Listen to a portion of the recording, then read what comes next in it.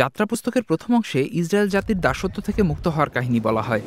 যখন কেউ যাত্রার কাহিনীর কথা বলে, তারা আসলে ওই অধ্যায়গুলোর কথা বলছে।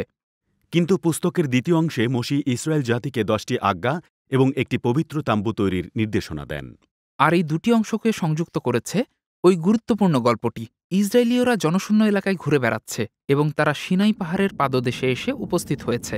এখানে ঈশ্বরের উপস্থিতি নাটকীয়ভাবে ভয়ঙ্কর ঝোড়ো মেঘের মধ্য দিয়ে প্রকাশ পায়। চলুন ঈশ্বরের উপস্থিতি নিয়ে একটু আলোচনা করি, কারণ পুস্তকের বাকি অংশ বোঝার জন্য এটা খুব গুরুত্বপূর্ণ। বাইবেলের শুরুতে এদন বাগানে মানুষ ঈশ্বরের উপস্থিতিতে ছিল। তাদের সাথে ঈশ্বরের খুব সুন্দর ও ঘনিষ্ঠ সম্পর্ক ছিল, কিন্তু মানুষের বিদ্রোহের কারণে সেই সম্পর্কে ভাঙন ধরে আর তারা ঈশ্বরের কাছে তাদের প্রবেশাধিকার হারায়। তারপরেও ঈশ্বর অব্রাহামের কাছে প্রতিজ্ঞা করেন যে তিনি সকল জাতির কাছে তার আশীর্বাদ ফিরিয়ে আনবেন। এর মধ্যে রয়েছে সম্পর্ক পুনর্গঠন ও ঈশ্বরের উপস্থিতিতে প্রবেশাধিকার। তাই এখানে সিনাই পাহাড়ের পাদদেশে তারা ঈশ্বরের উপস্থিতিকে চোখের সামনে দেখতে পাচ্ছে, যা রীতিমতো ভয়ের বিষয়। তিনি এসেছেন ইসরায়েলের সাথে অনন্য ও ঘনিষ্ঠ সম্পর্ক স্থাপনের আমন্ত্রণ জানাতে। এখানে এই সম্পর্ককে বলা হয়েছে চুক্তি। এটি ঈশ্বর ও ইসরায়েলের সাথে একটি বিধিসম্মত চুক্তি। এটি একটি অন্যরকম চুক্তি, কারণ এই পর্যন্ত ঈশ্বর ইসরায়েল জাতিকে তার উপর বিশ্বাস করা ছাড়া আর কিছুই করতে বলেননি। কিন্তু এই পাহাড়ের উপর থেকে ঈশ্বর ইসরায়েলকে একটি কাজ করতে বলেন। আসলে অনেকগুলো কাজ করতে বলেন। তিনি তাদের অনেকগুলো আজ্ঞা দেন, যার মধ্যে 10 আজ্ঞাও অন্তর্ভুক্ত। যদি তারা এই আজ্ঞাগুলো পালন করে, তাহলে তারা অন্য জাতিদের কাছে ঈশ্বরের প্রতিনিধি হয়ে উঠবে, অনেকটা পুরোহিতের মতো। ঈশ্বর আসলে তাদের আহ্বান করেন যেন তারা একটি পুরোহিতদের রাজ্য হয়। এটি অব্রাহামের কাছে করা সেই প্রতিজ্ঞার সাথে যুক্ত। তার পরিবার অন্য জাতিদের কাছে আশীর্বাদ স্বরূপ হবে। হ্যাঁ, কিন্তু এই আজ্ঞাগুলো পালন করাও তো কঠিন হবে, কারণ এখানে অনেকগুলো আজ্ঞা আছে আর এগুলোর মানদণ্ডও বেশ উচ্চমাত্রার। পৃথিবীর কোনো জাতির পক্ষে যদি এগুলো মানা সম্ভব হয়, তাহলে সেটা হলো ইসরায়েল জাতি।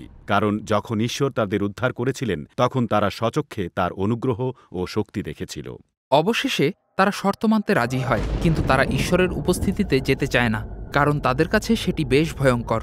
তাই যেহেতু লোকেরা যেতে চায়নি, মসি একাই সেই পাহাড়ের ওপর ওঠেন আর ঈশ্বরের সাথে সাক্ষাৎ করেন। কিন্তু ঈশ্বর তার লোকদের সাথে থাকতে চান। তাই তিনি বলেন, যদি তারা উপরে আসতে না চায়, আমি পাহাড়ের উপর থেকে তাদের কাছে নেমে আসব। ঈশ্বর মসিকে একটি সুসজ্জিত তাম্বু বানানোর আদেশ দেন, যেখানে তার উপস্থিতি তার লোকদের মধ্যে থাকবে। এর ফলে পরের 7টি অধ্যায় থেকে আমরা বিস্তারিতভাবে এই তাম্বুর স্থাপত্য নকশা সম্পর্কে জানতে পারি। অধ্যায়গুলো সত্যি অনেক লম্বা, কিন্তু এখানকার প্রত্যেকটি তথ্যই গুরুত্বপূর্ণ এবং সেগুলোর কোনো না কোনো প্রতীকী মূল্য আছে। যেমন তাম্বুর ভেতরে এদন বাগানের অনেকগুলো চিত্র আছে। এই চিত্রগুলো স্মরণ করিয়ে দেয় যে তাম্বুর ভেতরে আপনি ঈশ্বরের সান্নিধ্যে আছেন। এরপর আরও 6টি অধ্যায়ে বর্ণনা করা হয় কিভাবে তাম্বুটি তৈরি করা হয়েছিল। এটি আগের স্থাপত্য নকশারই পুনরাবৃত্তি। চলুন একটু পেছনে যাই, কারণ তাম্বুর নির্মাণ শেষ হওয়ার আগেই একটি গুরুত্বপূর্ণ ঘটনা ঘটে। মসি পাহাড় থেকে 10 আজ্ঞা ও তাম্বুর নকশা নিয়ে নিচে নামেন। নিচে নেমে তিনি দেখেন যে ইসরায়েল জাতি প্রথম 2টি আজ্ঞা লঙ্ঘন করেছে। আমার সামনে অন্য কোনো দেবতা রাখবে না, মূর্তি পূজা করবে না। ঠিক, আর এখানে চুক্তির অন্তর্ভুক্ত হওয়ার পরপরই তারা আচার অনুষ্ঠান পালন করেছে আর মূর্তি পূজা করেছে।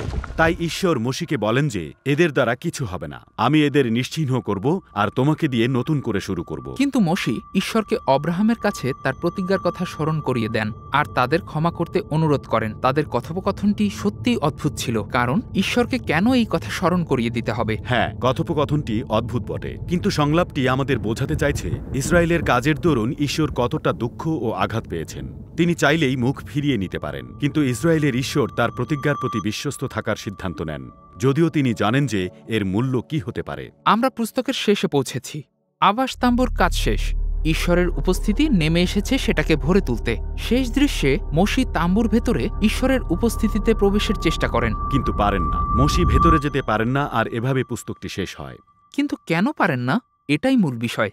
ইসরায়েল জাতি যখন সোনার বাছুরের উপাসনা করছিল, তখন তারা ঈশ্বরের বিশ্বস্ততাকে অসম্মান করছিল।